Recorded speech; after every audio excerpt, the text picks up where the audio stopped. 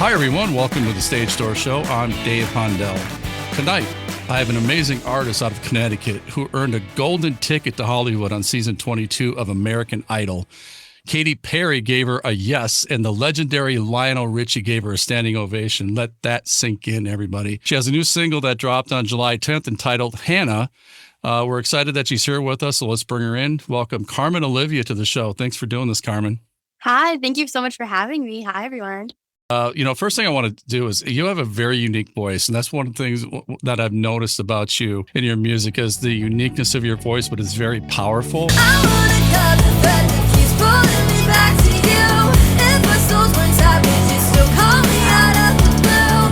Only thing stopping me from closing the door is me 20 and alone, crying on a club floor. So I guess when did you discover that? Because I mean, you were very young when you were on American Idol, but when did you discover that? At what age did you know you had a powerful voice like that? So I started singing when I was really young, but it wasn't anything like crazy or impressive. I'd say I started doing kind of like power ballads and like training, being taught how to do like Adele songs, Demi Lovato songs, probably when I was about 10. And then I kind of just rolled with it. I was just naturally really loud. And then, after kind of like honing in on making it less screamy and more singy, then that kind of became my signature thing, is doing like these like powerhouse songs and like belting it out. I know a lot of people that, my daughter grew up singing too. And one of the things that, obviously you have to be careful of belting too much, I guess. So you can, get nodules in your voice. And so have you had a vocal coach that kind of helps you navigate your singing voice, and how does that work for you?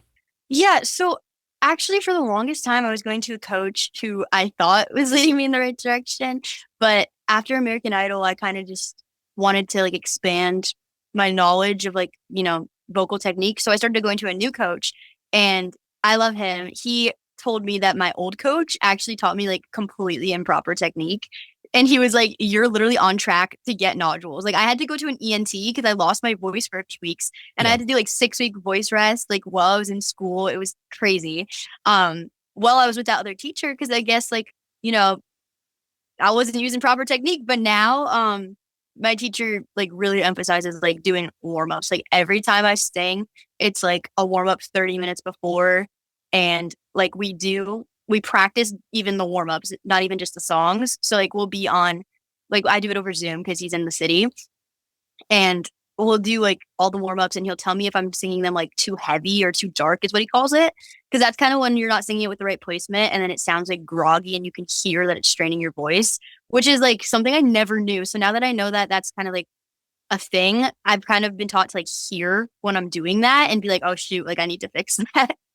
Well, I'm glad you mentioned that, because that's something we talk about on our show a lot is making sure that you're taking care of your voice, and really having the right coach can mean the difference between a successful career and somebody who's out of the business quick because they don't sing right, and it can hurt their voice.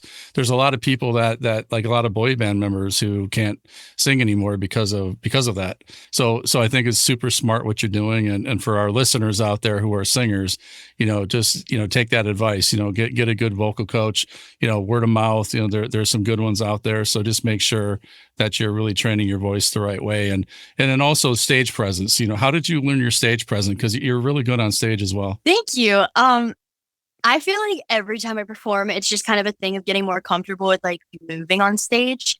Because I don't know, like when I was younger and I used to perform, people would always tell me like, oh, your voice is like what we came to see, like your voice fills the room, your voice is the stage presence. So I had a bad habit of kind of just standing with a mic stand and like, I was giving the crowd nothing. I was just serving vocals.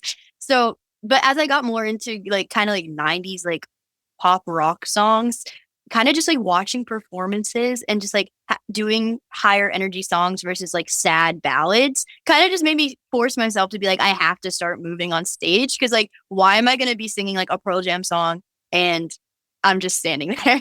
Sure. But really just what worked for me, I don't know if this is kind of strange, but I always like when I'm home alone, or like I'd get home from school, like nobody was really in the kitchen, I would put music on my Alexa and I just perform other people's music literally in my kitchen by myself, like as if they were my own songs. Like I would always be like, okay, if I was this artist, how would I perform this like to a big crowd? And I just kind of like dance around and like be silly. And like it took 2 years of like just doing that and like allowing myself to kind of like dance around when I sing to actually be able to do it in front of people. Cause I used to feel so embarrassed if I like showed any kind of like expression. Cause I'm like, I'm not a dancer. But even just like bopping around and making like crazy movements, like it really adds so much. I feel like even if you have no dancing skills. I think it engages the audience. That's well said.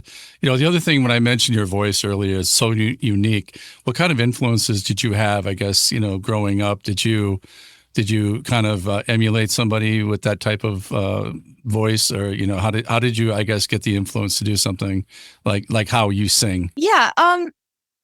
I'd say I grew up listening to just so much Adele and like Kelly Clarkson. That's what my mom would have on, and I always just thought like, wow, their voices are so like powerful. And that was kind of always something that I tried to emulate. And it came like pretty easy to me doing like the like belty stuff. But as I got older, like I really loved Billie Eilish. Like in middle Yeah, school and high school, it was constantly Billie Eilish in my headphones.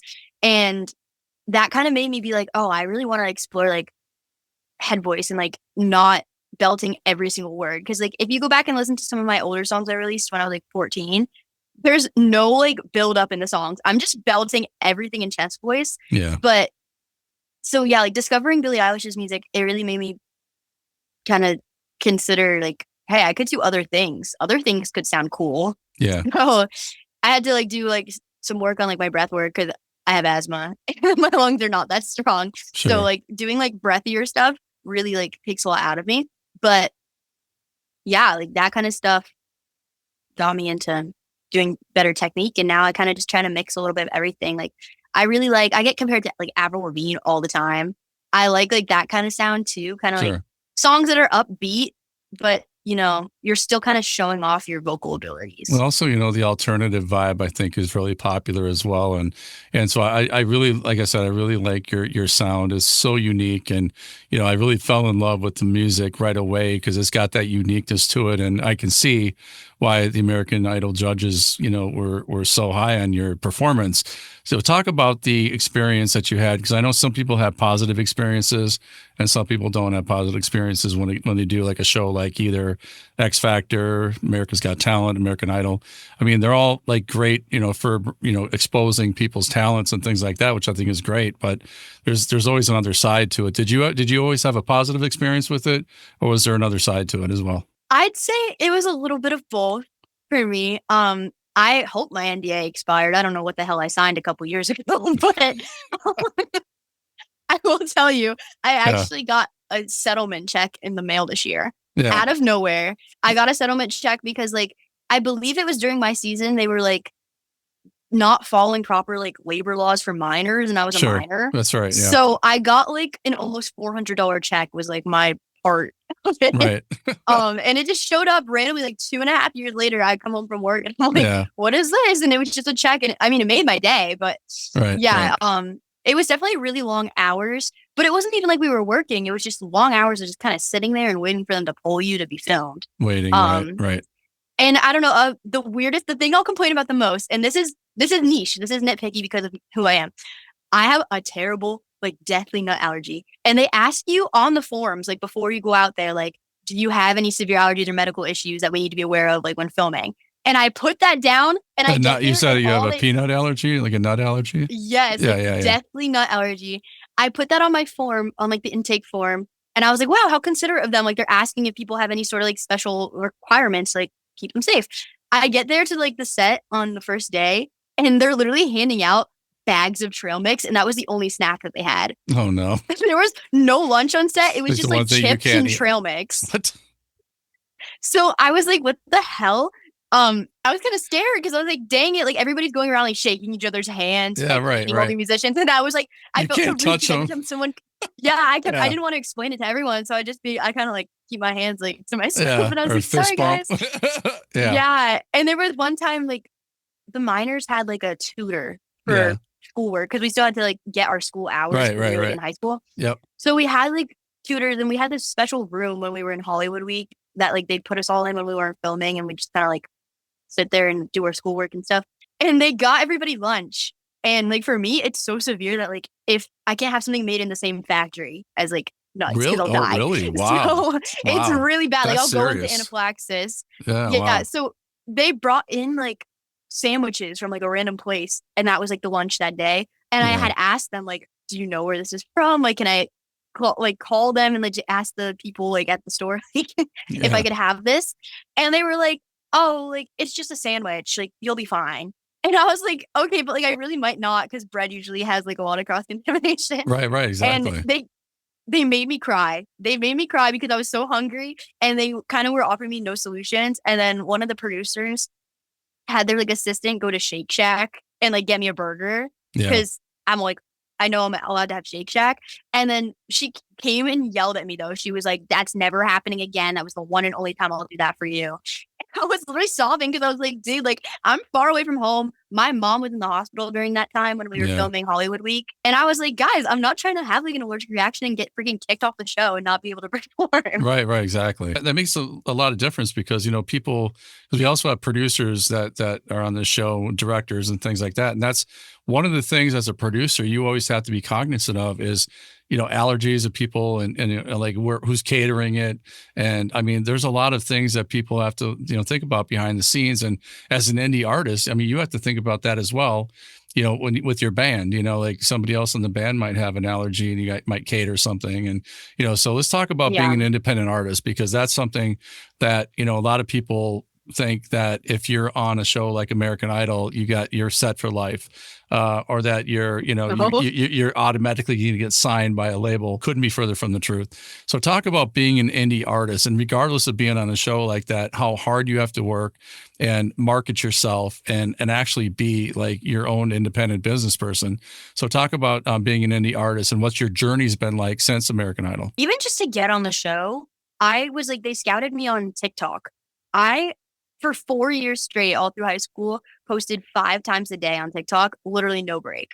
Because I was like, I'm going to build my following. I'm going to get myself out there somehow. Because I knew like, you're not going to get signed to a label if they don't know you exist. Like, I'm not Right. anti-label. I know a lot of indie artists are, but like I'm good doing the independent thing for now, but I want it to Right. eventually lead to a record deal. Oh, for sure. So yeah, it was just like constantly like I'd come home from school every single day and I'd have to like film, edit, post stuff, like be writing music. And it just was a lot on top of like school and like being a teenager. It's like a full-time job, right? Right. So, And yeah. I literally had a part-time job like 2 of those years because I Sure. was like working to save up money. So it just was definitely a lot of pressure. I was very stressed all the time. But obviously it get paid off. I was so excited when they like found me on TikTok and asked me to be on the show. That was a really big thing for me.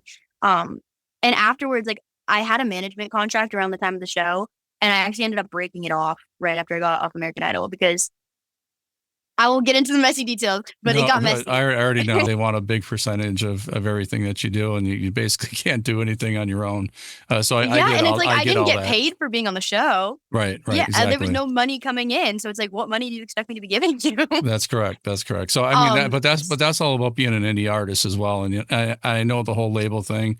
That's like the I guess the holy grail, I guess, is to get signed by a label. But even then, it's like you have to check everything. Yeah. Your parents or your manager, whoever that is.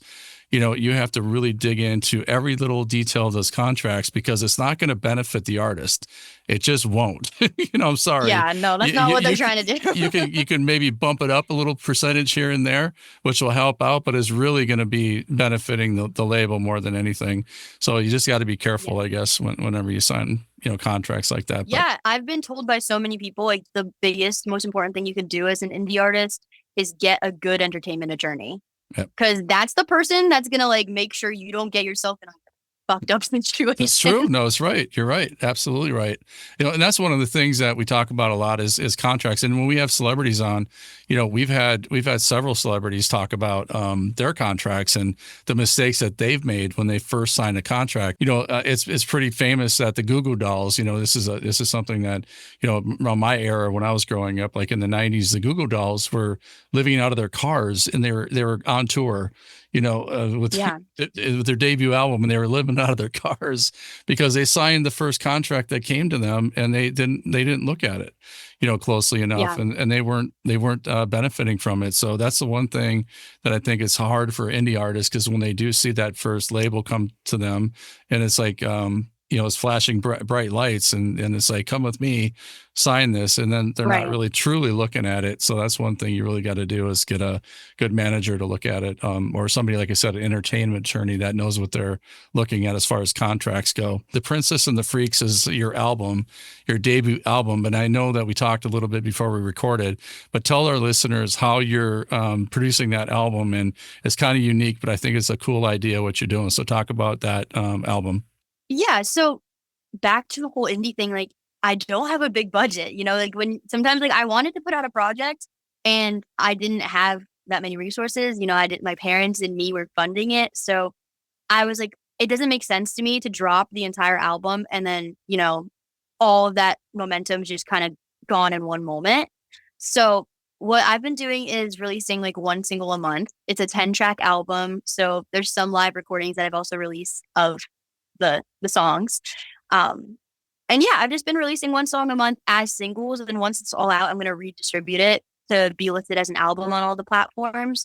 But yeah, it's been like a really long, year-long rollout. And I've really been trying to create like a world behind the project. Like every time I perform any sort of like performance that's centered around promoting the album, it's like full glam, poofy dress, princess crown. And like everything I post is like pink, sparkly glitter. Like I'm really trying to enforce like the aesthetic that people will like see glitter, they'll see a tiara, and they'll think of me.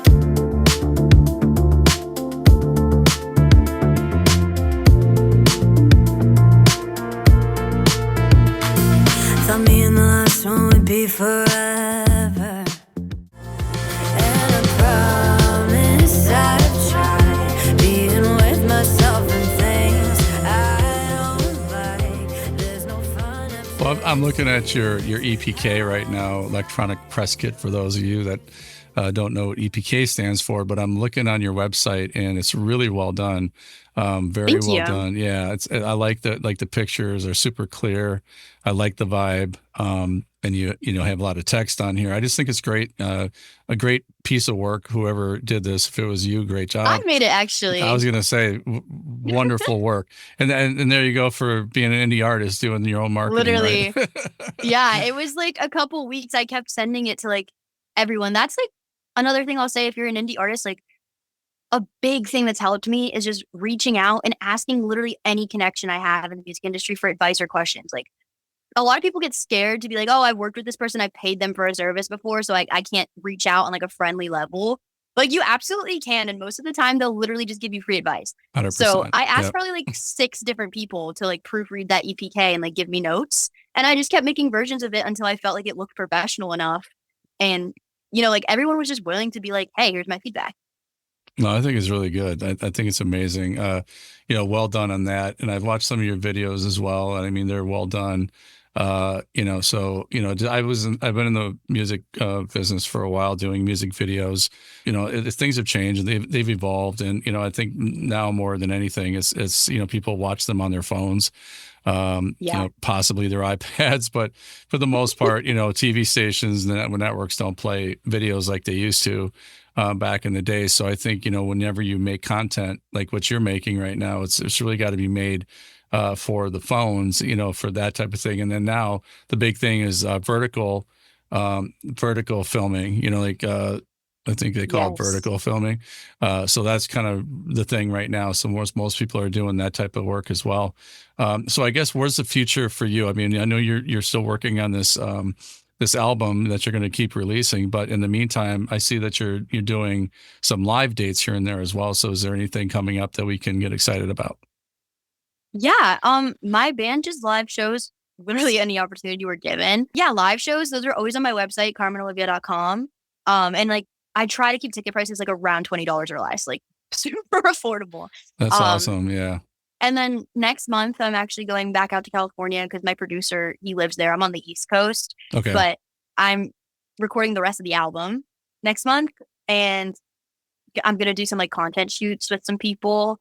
That's going to be exciting. And yeah, like once the full album's out, I've been working literally every day on these CDs that I made because I wanted to put out a CD and have like some sort of physical media people could purchase for the album, but I didn't want to like overcharge people who literally like don't know who the heck I am.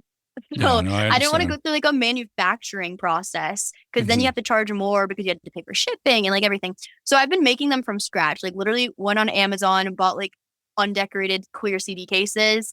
And I've been like bedazzling them. Made my album cover, made my track list for the inside. I'll show you. Yeah, let's see. It's like Oh, that's this awesome. one. I mean, it's in You plastic made wrap, but like those? when you, yes. So when you, this is like literally ribbon. And then I printed Wow. this out on my printer. And then when you open it, that's the track list I designed on Canva. You I gotta used be Mod kidding Podge me. and glitter to make like Wow. glittery. And That's then I did amazing. like the gems. And then they all have like a little sticker with my logo inside. And then That I put like a parental advisory on the. that's pretty amazing because I mean that's going above and beyond for your listeners and for your I've audience. I mean, that's literally made pretty cool. 200. Like I have my kitchen table Yeah. and like it's just boxes of craft supplies and like there's glitter all over it. And my dad keeps yelling at me every day. He's like, when are you going to clean this up? We haven't had dinner as a family. Like we usually eat together every night. We haven't had dinner at the table as a family in so long. But Well, I'm like, hey, I probably have like it's going to be 50 worth more it to make. someday. Yeah, Right. That's what I'm saying. I'm like, stop getting mad. Um, that's pretty funny. but yeah, I probably have like 50 more to make before I have to like buy more supplies. Yeah. But What hopefully I'll get it out of my dad's way soon. you actually got kudos from Ray. I'm a huge Ray fan, by the way. And you Me got too. yeah, Oh, and I love her. you got like an amazing vocalist is what she said about you. So that's pretty cool. So when you heard that, what did you think? I was gagged. I was blushing because she said that to me like in person because I went to one Really? of her concerts. Oh Yeah, wow. so what happened was I went to one of her shows because I'm just a big fan and I really love her album, My 21st Century Blues. That was something that really inspired me, and that was around the time I was going on American Idol. Yeah. So I actually did a song of hers. It's called Oscar Winning Tears. That was my audition song, and my mom got me tickets like for my 16th birthday. She got me like a bunch of different concert tickets like the months leading up to my birthday because I Sure, sure. love going to live shows. Yeah. So Ray was one of them, and we got meet and greet passes. And when I met her, I was like, I was so awkward. I didn't know what to say because I was like, oh my God, she's like real. But I did tell her, I was like, oh my gosh, I love your song After Rain Tears. Like you literally like inspire me so much, or like blah blah blah. And I told her that I was going to be like doing it on TV, and she was like, oh my God, like that's awesome. Like I thanks for picking my song. Like that's cool. That means a lot. And I was like, yeah, of course.